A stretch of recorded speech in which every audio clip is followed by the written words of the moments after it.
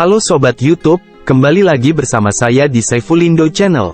Kali ini kami akan berbagi info tentang penandatanganan Fakta Integritas Permohonan Penurunan PNBP pasca produksi pada tanggal 6 Januari tahun 2023 yang bertempat di Cold Storage Putra Leo Gadingrejo Pati dan rapat dipimpin oleh penjabat Bupati Pati dan Kepala Dinas Kelautan dan Perikanan Pati. Penjabat Bupati Pati, Henggar Budi Hanggoro mendukung penuh langkah yang diambil oleh nelayan dan para pelaku usaha perikanan terkait klausul penurunan PNBP pasca produksi dari semula 10% menjadi maksimal 5%. Henggar menerima aspirasi dan keluhan yang disampaikan nelayan dan para pelaku usaha perikanan terkait pungutan pasca produksi dan kesulitan-kesulitan lainnya. Henggar menegaskan dukungannya dengan menyampaikan kesiapannya menandatangani surat pernyataan terpisah jika diperlukan dan ia berjanji akan mengkomunikasikan aspirasi nelayan dan para pelaku usaha perikanan kepada Gubernur Jawa Tengah dan juga Kementerian Kelautan Perikanan, KKP. Sebelumnya, Ketua Paguyuban Mitra Nelayan Sejahtera, MNS, Haji Eko Budiono, dalam pengantarnya memaparkan tentang dua hal yang menjadi catatan penting aspirasi nelayan dan para pelaku usaha perikanan. Yang pertama, ia meminta KKP dan Bupati untuk membantu menurunkan PNBP pasca produksi yang semula 10% menjadi 5% karena dirasa sangat memberatkan. Yang kedua dikatakannya terkait dengan mekanisme retribusi oleh pemerintah, sebab ada wacana retribusi akan dihilangkan setelah adanya PNBP pasca produksi. Overdimensi overloading untuk yang kendaraan angkutan barang. Memang waktu itu di beberapa wilayah semua turun ke jalan, termasuk awalnya kita di Jawa Tengah juga ikut-ikutan turun ke jalan. Setelah saya ajak komunikasi dan bahkan teman-teman di Kudus, saya ajak komunikasi kebetulan saya masih merangkap jadi Kepala Dinas Perhubungan. Jadi ada suatu pengalaman yang makanya saya ceritakan ini.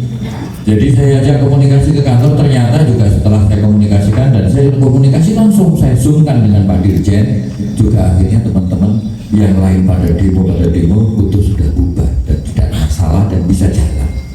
Dan tentunya ini adalah suatu pendekatan-pendekatan yang pada masa transisi ini harus bisa kita tempuh. Bapak Ibu yang kami hormati, kaitannya dengan kita sekarang, yang kaitannya dengan pemberlakuan PP 85 tahun 2021. Yang tentunya tadi sudah disampaikan oleh Pak Ketua bahwa nanti dengan adanya ketentuan pemungutan yang pasca produksi yang nilainya sampai 10%, di satu sisi memang saat ini biaya produksinya sangat tinggi. Ini pun masih sifatnya biaya produksi yang kaitannya dengan BBM, belum kaitannya dengan pemeliharaan perlengkapan kapal dan lain sebagainya. Tentunya juga pasti semua mengikuti.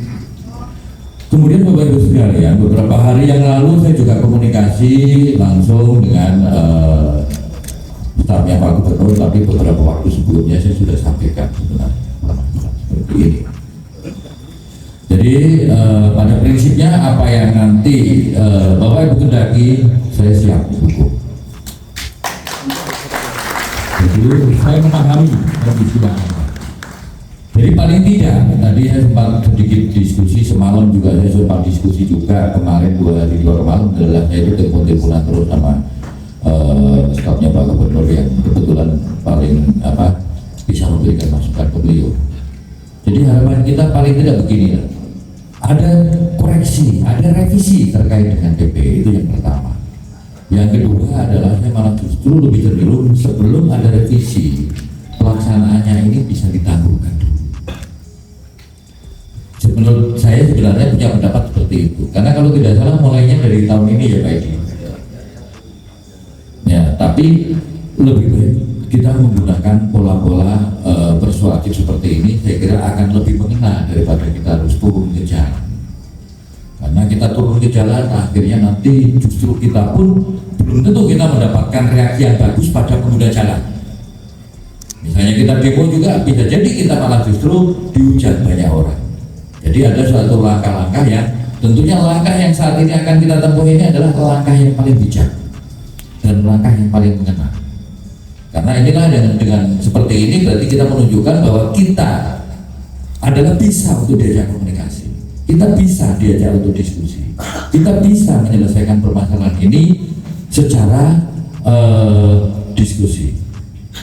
Tidak harus kita menggunakan power, menggunakan pengerahan massa. Karena sebenarnya dengan pola-pola seperti itu juga menurut kita sangat tidak efektif. Justru nanti pada saat kita melakukan pengerahan massa, yang kita khawatirkan adalah ada penyusup-penyusup yang di dalamnya, sehingga justru tujuan kita akhirnya akan bias. Bapak Ibu yang kami hormati, saya kira itu pada prinsipnya kita pun siap. Nanti saya juga sudah komunikasi, bahkan kemarin 2 hari yang lalu saya juga cuman masih minta waktu. Kelihatannya Pak Gubernur ini sedang umroh, jadi beliaunya sedang umroh, baru berangkat dari malam kalau nggak salah, sehingga masih kayaknya dalam waktu dekat ini belum bisa. Namun demikian, beberapa waktu lalu sebenarnya waktu Bapak mau pas Pak Gubernur ke sini, mau saya belokkan ke sini, kebetulan waktunya padat banget sehingga nggak sampai sini. Jadi saya kira wonten yang kaitannya dengan yang permasalahan pokok yang akan secara teknis mungkin nanti Bapak.